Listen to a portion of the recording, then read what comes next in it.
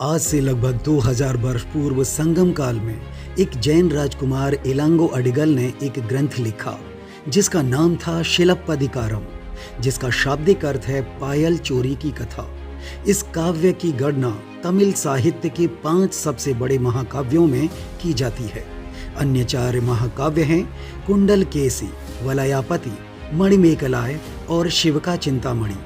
शिलप्पदिकारम ग्रंथ में कोवलन और कन्नगी की कथा चोल राज्य के बंदरगाह पुहार में एक धनी व्यापारी माकटवन के घर से शुरू होती है। व्यापारी का इकलौता पुत्र कोवलन, जो उच्च शिक्षित और व्यापारिक गतिविधियों में संलिप्त रहता था, जिसका विवाह पुहार के ही निवासी एक धनी व्यापारी मनाइकन की बेटी कन्नगी से हुआ। शादी के शुरुआती वर्ष दोनों ने बड़े ही प्रेम और खुशी के साथ बिताए। एक बार कोवलन पुहार की प्रसिद्ध नाचने वाली माधवी का नृत्य देखने गया, जहां वह उसके सौंदर्य पर मुग्ध हो गया। वहां मौजूद हर शख्स माधवी को पाने के लिए ऊंची से ऊंची बोली लगा रहा था। इस पर कोवलन ने माधवी के लिए 1000 स्वर्ण मुद्राओं का शुल्क अदा किया। वह माधवी को साथ लेकर एक अलग घर में उसके साथ सुख से रहने लगा। उसकी पत्नी कन्नगी ने उसे कई बार वापस घर आने को कहा, लेकिन माधवी के मोहजाल में फंसा कोवलन वापस नहीं लौटा। माधवी से उसे एक पुत्र प्राप्त हुआ। बड़े प्यार से कोवलन ने उसका नाम मणिमेकलाई रखा। 3 वर्षों तक कोवलन माधवी के साथ भोग विलास में लिप्त रहा। वह माधवी पर हद से ज्यादा धन खर्च करने लगा, लिहाजा धीरे धीरे उसका सारा पैसा खत्म हो गया। तब जाकर उसे अपनी गलती का एहसास हुआ और वह माधवी को त्याग कर वापस कन्नगी के पास लौट आया।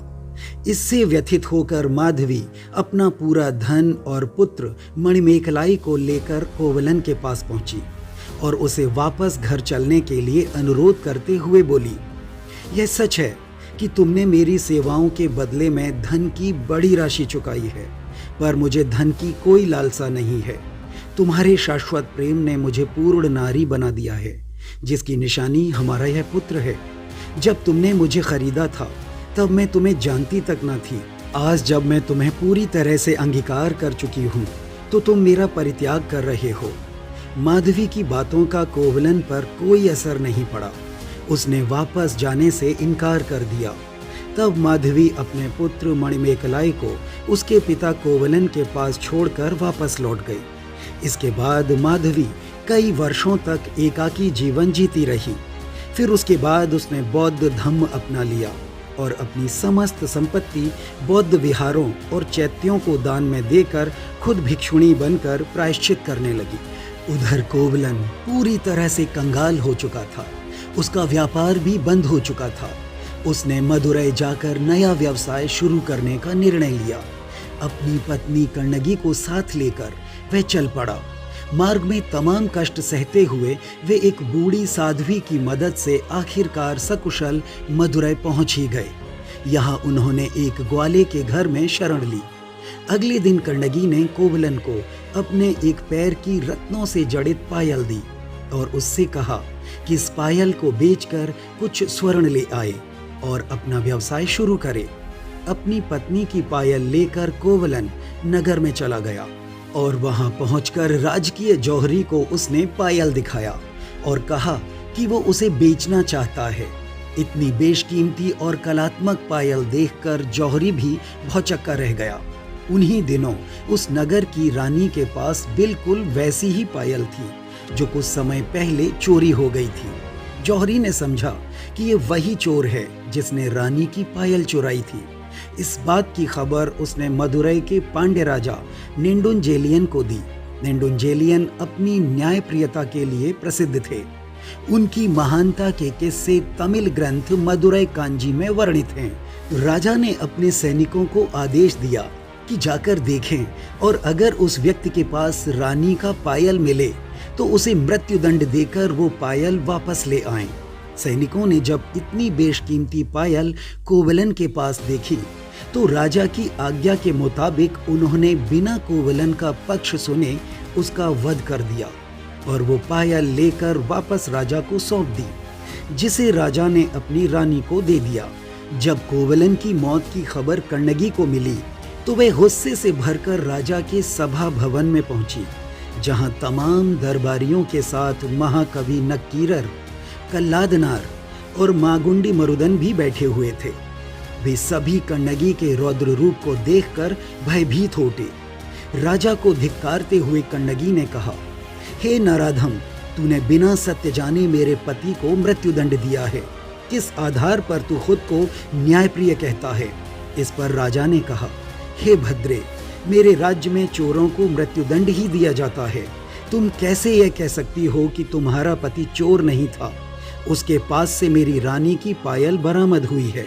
क्या तुम अपने पति की बेकसूरी का कोई प्रमाण दिखा सकती हो? कण्णगी ने क्रोधित स्वर में कहा, रे मूर्ख, वो पायल मेरी थी, जिसे मैंने अपने पति को बेचने के लिए दिया था। ऐसा कहकर उसने अपना दूसरा पायल राजा को दिखाया।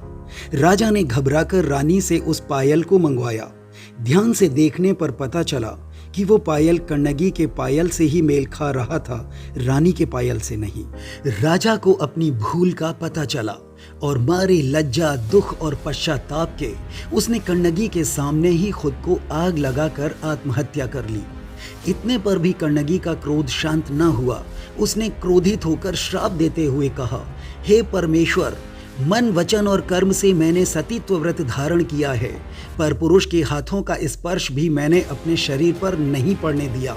यदि मैं तुम्हारी नज़र में पतिव्रता हूँ तो तत्काल ब्राह्मणों, बच्चों और पतिव्रता स्त्रियों को छोड़कर पूरा नगर जलकर भस्म हो जाए। ऐसा कहते हुए उसने अपने हाथ में पड़े पायल को जमीन पर पटक दिया, जिससे प्रचंड अग्नि उत्पन्न हुई और देखते ही देखते पूरा मदुरै नगर जलकर भस्म हो गया। इस पर भी जब कण्णगी का क्रोध शांत न हुआ तो तब स्वयं देवी मीनाक्षी प्रकट हुई और उन्होंने कण्णगी के क्रोध को शांत किया। सती कण्णगी को दक्षिण भारत, खासकर तमिलनाडु में देवी के रूप में पूजा जाता है। उन्हें कण्णगी अम्मा के नाम से भी जाना जाता है। इतना ही नहीं, श्रीलंका में भी इनकी बड़ी मान्यता है। ये कथा पतिव्रता स्त्री के सतीत्व के बल को प्रदर्शित करती है। उधर राजा नेडुंजेलियन की आत्महत्या के बाद उसका छोटा भाई वेरिवरशैलीय कोरेकै गद्दी पर बैठा। उसने सती कण्णगी के सम्मान में विशाल उत्सव आयोजित करवाया और राज्य में पत्नी पूजा की परंपरा को शुरू किया। देवी कण्णगी चिरकाल तक पूज्य रहेंगी। ऐसी ही रोचक जानकारियों के लिए आप हमसे जुड़े रहें और हमारे चैनल को सब्सक्राइब कर लें। तो आज की वीडियो में सिर्फ इतना ही। मिलते हैं फिर किसी नए टॉपिक के साथ।